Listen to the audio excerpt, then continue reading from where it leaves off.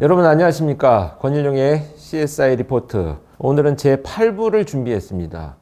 정두영 연쇄살인 사건인데요. 아마도 이 사건 많이 알지는 못하시리라는 생각이 듭니다. 굉장히 충격적인 그 연쇄살인 사건이었고요. 제가 이 방송을 준비한 이유 중에 하나는 유영철이 범행을 저지르고 나서 체포돼 갖고 제가 면담하는 과정에서 자기가 좀 그 벤치마킹한 소위 그 학습한 범죄자가 정두영이라는 얘기를 했어요. 그래서 유영철이가 체포됐을 때 자기 신발에 그 밑창을 체포돼서 기동수사대로 가는 과정에 뜯어버리는 그 행동을 하게 되는데요. 정두영이가 체포될 때 족적이 결정적인 증거로 작용이 되어가지고 체포가 됐다는 것을 보고 내가 체포돼가지고 내 발자국부터 떼어냈다 이런 얘기를 하거든요.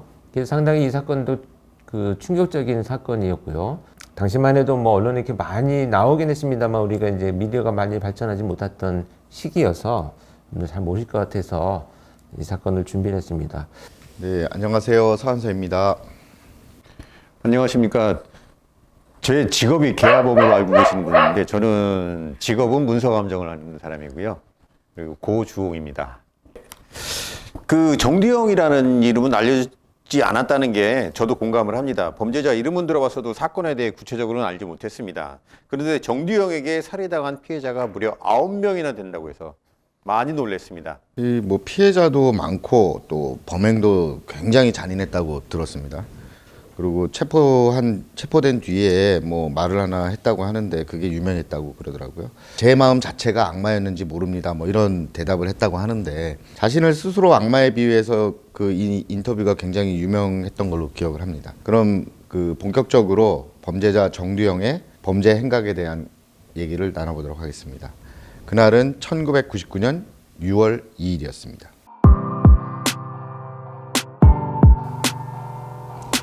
완연한 봄날이라 낮 기온은 따뜻했고 조용한 주택가는 평온했습니다.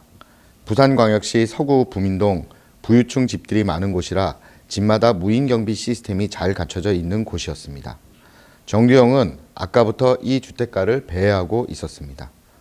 어느 순간 마음을 정한 듯 어느 집의 높은 담벼락을 눈 깜짝할 사이에 훌쩍 뛰어넘었습니다. 정두영에게 2, 3m의 담벼락을 넘는 건 일도 아닌 것 같았습니다. 그렇게 집 안으로 쉽게 침입한 정두영. 주머니에서 목장갑을 꺼내 끼더니 곧장 주방으로 향했습니다. 그가 주방에서 찾아낸 것은 부엌칼. 정두영은 칼을 손에 들고 안방으로 들어가 현금 10여만 원과 귀금속 몇 가지를 들고 나왔습니다. 그런데 그때 누군가 정두영을 보고 소리를 지르기 시작했습니다. 마침 집안에 혼자 있던 50대 가사 도우미 최 씨가 안방에서 나오던 정두영과 마주쳤던 겁니다. 정두영은 조용히 하라며 칼로 최 씨를 위협해 화장실로 끌고 갔습니다. 그리고는 최 씨의 양손을 결박했습니다. 극도의 공포감이 밀려오자 다시 비명을 지르기 시작한 최 씨. 그러자 갑자기 분노한 정두영은 최 씨에게 무자비한 폭력을 휘둘렀습니다.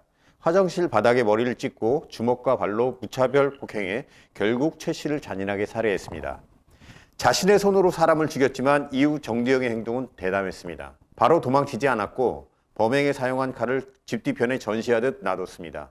그리고 피 묻은 옷을 새 옷으로 갈아입고 신발도 갈아 신었습니다. 그 뒤 피 묻은 옷과 신발은 담벼락 밑에 두고 불을 붙인 뒤 유유히 현장을 빠져나갔습니다. 그 정두영이 벌인 첫 번째 사건을 지금 듣고 왔잖아요. 근데 이거 얘기를 좀 나레이션을 듣다 보니 딱 하나 떠오르는 범죄자가 있네요. 그 유영철이 좀 떠오르는데 그 대낮에 부유층이 거주하는 집에 들어가 범죄를 저지르고 또 수법도 비슷해 보이고 여기서 좀 기본적인 의문이 드는데 통상 우리가 알고 있는 범죄다 그러면 뭐 나쁜 짓 이런 거는 밤에 많이 한다고 좀 생각을 하고 있는데 낮에 일어나는 경우들도 꽤 있는 모양입니다. 이거는 범행의 어떤 목적이나 또 동기 그런 것들에 따라서 좀 다르게 나타날 수밖에 없는 현상인데요. 지금 이 사건 말씀하셨다시피 지금 우리가 이 8부에서 다루는 이유 중에 하나가 유영철 사건이 지금 상당히 닮아 있거든요. 그래서 이 정두영 사건이 아마 이제 학습된 것으로 보여지는데 이 중요한 것은 뭐냐면 범행의 기회가 되기 때문에 범행의 기회가 좋기 때문에 그런 것을 추구하기 위해서 이제 야간에 범죄가 많이 일어나죠. 야간이라고 하는 의미는 어떻게 해석을 하는 것이 맞냐면, 자, 피해자들이 공격의 어떤 방어를 할 수 있는 것에서 취약한 상태. 목격자도 좀 줄을 목격자도 적어질 수도 없죠. 있고요. 그러니까 피해자가 어떤 갑작스러운 공격에 대응을 할 수 없는 취약한 상태라는 것을 여러분들 인식을 하셔야 됩니다. 같은 개념으로 낮에 침입을 했잖아요. 이 낮이라고 하는 의미는 결국 피해자들이 아동이나 여성, 노인들이 있는 약자들만 있는 시간대다. 그렇게 보기 때문에 이 범행의 기회라고 하는 것은 밤이냐 낮이냐 그 어떤 목적에 따라 달라질 수 있겠지만 궁극적으로 선택하는 것은 피해자들을 공격하기 좋은 기회와 시간이 된다면 언제든지 범행은 일어날 수 있다. 이렇게 같은 맥락으로 해석을 해야 될 것 같습니다. 주택 범죄들은 그러면 낮에 일어나는 경우도 상당히 많겠네요. 주택 침입하는 범죄들은. 네, 그렇죠. 일단 뭐 빈집털이도 가장 낮에 가장 많이 일어나는 거고 그러다가 사람과 만나게 되면 또 공격하고 강도로 돌변하고 뭐 이렇게 발전하는 경우들이 많이 있죠.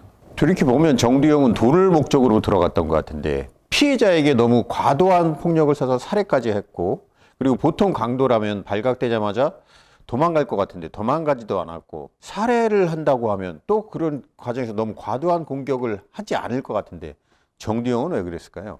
그러니까 애초에 이게 금전적인 목적만 가지고 있었다면 좀 더 자기를 노출시키지 않거나 피해자를 공격한다고 하는 것이 범인 입장에서는 굉장히 부담스러운 행동이거든요. 살인사건이 발생해서 경찰이 수사를 하는 것과 절도사건이 나서 수사를 하는 것은 굉장히 다른 의미죠. 그래서 이 사건의 애초의 원인과 동기는 금전적인 것을 부수적으로 하는 분노의 표출 범죄다. 이렇게 볼 수가 있겠습니다. 그러니까 우리가 유영철을 마찬가지고 정남기도 보면 그 가서 살인을 연쇄살인범인데 살인 저지르고 지갑에 있는 돈 뭐 2, 3만 원 이런 다 강취해 가잖아요. 같은 개념으로 해석을 하는 것이 좋을 것 같습니다. 이 사건 현장은 외부 침입 흔적도 없고 그리고 물색 흔적은 있으나 현금 10만 원, 귀금속 조금 없어 있습니다. 그런데 집안에 있던 가사도우미는 잔인하게 살해를 당하고 당시에 강도를 가장한 면식범의 소행으로 보고 초기 수사가 들어갔다고 하는데요. 사건 현장만 봤을 때는 초기 수사 방향이 이렇게 잡히는 게 맞는 걸까요? 일단 외형적으로 나타난 것은 맞습니다. 특히나 당시에는 연쇄살인이라는 개념이 없었기 때문에 전통적인 수사 기법을 많이 적용을 했던 시기죠. 특히나 지금 이런 수사 방향을 설정하게 된 배경을 보면 첫 번째로 부유층이고 침입이 참 편리하지 않다. 왜냐하면 뭐 보안 시스템이 나름대로 또 설치되어 있었던 지역들이고 두 번째는 실제 강취한 금액이 많지 않다. 그렇죠. 그럼에도 불구하고 잔인한 살인이 일어났다면 치정이나 원한과 같은 전통적인 범행 동기에서 일어나는 범죄의 요인들과 다르지 않기 때문에 수사 방향을 면식범에 의한 원한의 어떤 그 사건으로 방향을 설정하게 된 거죠. 이 정두영 같은 경우에는 왜 우리가 그 유영철이라든지 정남규 뭐 새망치라든지 빠로라고 그때 이제 했던 그런 것들을 미리 준비해서 이제 범행을 저질렀는데 정두영 같은 경우에는 목장갑 하나 들고 범행 현장을 간단 말이에요. 그게 좀 차이가 있는 것 같은데 혹시 무슨 이유가 있나요? 그런 것들이? 굉장히 중요한 이유가 있습니다. 그래서 뒤에서 이제 차차 설명을 드리겠습니다. 이 정두영에 대한 내용들이 나오고 있는데요. 일단은 그 범행 도구를 갖고 다니다가 어떤 큰 사건이 발단이 됩니다. 그렇기 때문에 그때부터 이제 범행 도구를 갖고 다니지 않았다라고 하는데요. 여기에는 또 한 가지가 플러스 요인으로 개입이 돼야 돼요. 예전에 그 서울 성북동에서 있었던 사건도 이 범인이 여성들만 있는 곳에 침입을 해서 살인을 저질렀는데 범행 도구를 가지고 다니지 않았어요. 그래서 나중에 체포돼서 왜 그랬느냐 했더니 자신이 얼마든지 제압할 수 있다라고 하는 이런 어떤 이 스스로의 어떤 자신감을 갖고 있는 상태였습니다. 그런 걸로 봐서는 아까 그 침입도 담벼락을 뭐 그냥 확 뛰어넘을 정도의 어떤 그 자신 체력이나 상대방을 제압할 수 있다라고 하는 이런 자신감이 있기 때문에 현장에 있는 범행 도구를 썼다고 하는 것 이것 자체도 사실은 그 면식범의 소행으로 보는 요인과 일부 겹치기 때문에 사실 초창기의 수사에 혼선이 많이 있었다 이렇게 볼 수 있겠죠. 그 범행 도구는 또 들고 가지 않지만 또 범행 현장에 또 사용한 도구를 그냥 놔두고 나왔다고 그러더라고요. 뭐 피 묻은 옷과 신발도 그 집안 담벼락 밑에서 뭐 태웠다고 하기도 하고 대낮이라서 그 어쨌든 그런 뭐 옷을 태운다든지 이런 행동을 하게 되면 목격당할 위험이 상당히 높아지잖아요. 근데 이런 행동을 하는 것 자체를 보면 조금 전에 말했던 뭐 정두영이 그러니까 소위 요즘 얘기하는 허세를 부리는 건가요? 아니면은 어떤 걸까요? 이런 성향은?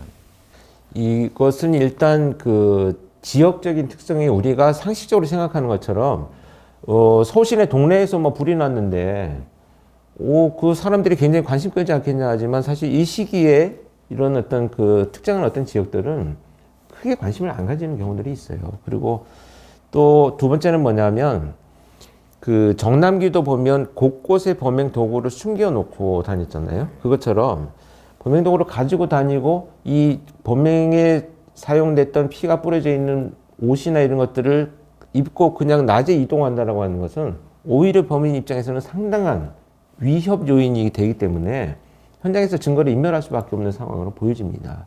그러니까 이런 것들이 결국 뭐냐면 어떤 기회나 방법적인 측면에서 우리가 해석을 해야 되지 그가 가진 어떤 심리적인 성향이나 이런 걸로 해석을 하면 시그너처와 수법을 구분하는데 혼선을 가질 수 있기 때문에 이것은 그냥 개인이 가진 성향보다는 그가 선택한 수법 이렇게 봐야 될 것 같습니다. 그때 상황에 따라서 좀 바뀌는 그렇죠. 거네요. 그건. 수법은 대낮에 피를 묻혀서 갈 수 없으니까 그렇죠. 당연히 뭐 현장에서 태우고 가는 것이 자기 입장에서는 훨씬 더 증거를 인멸한다, 목격자를 줄인다 이런 측면으로 해석을 해야 되겠죠. 당시에 이 사건이 언론의 주목을 많이 받은 이유가 그중 하나가 사건 발생한 집의 옆집이 부산 고검장의 관사였다라고 하는데 그래서 오해성 추측도 많이 오갔다 하더라고요. 그렇죠. 아무래도 이제 사법기관에 있던 사람들이 공격을 받거나 또는 뭐 이렇게 옆집에 있거나 이러면 좀 과잉 해석하는 경우들이 있죠. 그래서 뭐 그 검찰 수사나 기소에 불만이 있는 누군가가 가서 보복을 하려고 했는데 잘못 들어갔거나 또는 뭐 침입이 용이하지 않아서 엉뚱한 데 화풀이를 했다든지 뭐 이런 가닥들도 수사의 대상이 될 수 있다라고 보기 때문에 이제 추측을 했다 한 것으로 보여지는데요. 일단은 나중에 체포되고 나서 한 얘기는 거기가 뭐 고검장의 관사인지 뭐 그런 것들도 몰랐다라고 하는 걸 뭐 진술을 하고 있습니다. 근데 사실 그 당시에 범행을 저지를 때는 이미 관사는 뭐 비어 있었다 이렇게 얘기를 하는데요. 그래서 사람이 살고 있는 옆집에 들어가서 범행을 저질렀다 이렇게 얘기를 하고 있습니다. 그래서 이렇게 첫 번째 사건이 발생되고 나서 3개월이 지난 뒤에 정두영은 또다시 부유층이 사는 동네로 발길을 돌립니다.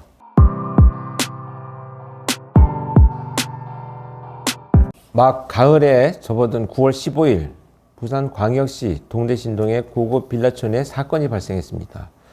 벽 하나를 사이에 두고 붙어있던 602호와 603호가 나란히 털렸습니다. 603호에서는 현금과 기금속 등 900만 원 상당을 도둑맞았고요. 602호에서는 770만 원 상당의 금품이 사라졌습니다. 안타깝게 살해당한 피해자의 시신과도 마주쳐야 했습니다. 당시 602호에서 일을 하던 가사도우미 김 씨였습니다. 김 씨는 피범벅이 된 드레스룸 안쪽에 엎어진 자세로 사망해 있었는데 시신은 옷으로 덮인 상태였습니다. 무차별 폭행으로 사망하게 된 김 씨. 사건 현장에 범인의 족적 등 어떤 증거도 남아있지 않았습니다. 사건이 발생하고 약 한 달이 지난 10월 21일 이번엔 울산 남구의 고급 주택에서 53살의 어머니와 24살의 아들이 살해당한 사건이 발생했습니다. 집에서는 현금과 기금속, 채권 등 약 1290만 원 상당의 금품이 사라졌습니다. 두 피해자 모두 폭행을 당해 사망했는데 특히 24살의 아들은 집안에 있던 쇠망치로 마구 공격당했습니다. 이게 지금 정두영이 6월부터 10월까지 세 번의 범행에서 4명을 살해했습니다. 그 세 번째 이제 모자를 살해한 사건부터는 그 연쇄살인 범죄에 들었다고 봐도 되는 걸까요?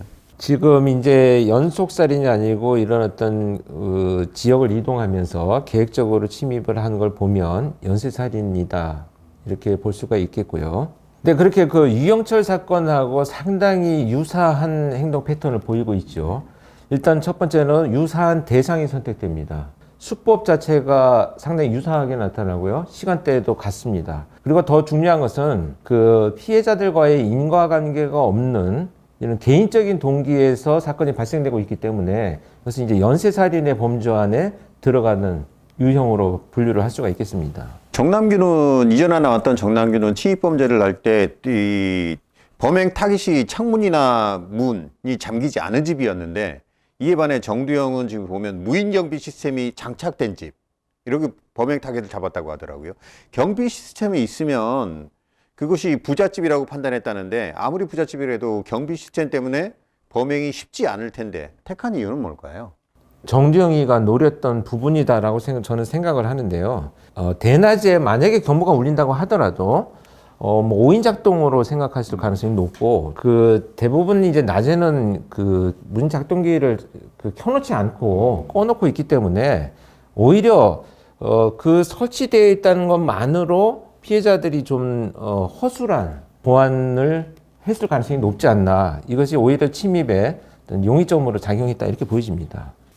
그 두 번째 사건에도 지금 가사도우미 분이 그 폭행에 의해 사망을 했는데 정두영이 그 시신을 이렇게 옷으로 덮어놨다고 하더라고요. 이렇게 시신을 가려놓는 이유나 이런 것들이 뭐 있나요? 패턴들이 있나요? 이런 것들이? 이거는 뭐 적극적으로 은폐를 했다라고 보는 것은 좀 한계가 있는 것 같고요. 일단은 시신 발견을 좀 지연하기 위한 뭐 순간적인 판단이 있었다라고 보여지는데 이런 연쇄살인을 저지르는 경우에 범죄자들이 보면 단순한 행동들이 나타납니다. 근데 이 단순한 행동들이 결국 뭐냐? 뭐 보기가 싫거나 아니면 단순히 시신 발견을 지연한다거나 뭐 이런 그 목적을 가지고 일어나는 경우들이 많기 때문에 이 행위 자체가 수법적으로는 의미가 있다 이렇게 보기는 좀 어렵습니다. 무서워서 이렇게 덮어놓은 건 아닐까요? 그런 것들이라기보다는 네. 자기 분노를 많이 표출했기 때문에 피해자를 그냥 무시하는 행동 이렇게 해석을 하는 것이 좋을 것 같습니다. 아무튼 그 세 번째 범행에서는 그 성인 남성이 있었지 않습니까? 24살짜리 아들이 피해를 당했는데 그 정두영의 그 키가 한 164cm? 굉장히 좀 왜소한 체구로 알려져 있는데 그 남성 피해자는 새망치로 되게 심한 공격을 받아서 살해됐다고 그러더라고요. 아들만 이렇게 새망치로 살해한 이유가 그 자신이 갖고 있는 신체적인 컴플렉스 때문에 완전히 제압을 하기 위해서 뭐 그런 걸까요? 아니면 뭐 어떤 또 다른 이유가 있을 수 있을까요? 그 이제 비교를 하자면 유영철 사건에도 보면 남자 피해자가 하나 있었잖아요. 그렇죠. 삼성동에서 그때도 굉장히 치명적인 공격이 있었어요. 이건 뭐냐면 기존의 정두영이 범행을 저지를 때 그런 어떤 돌발 상황이 없었거든요.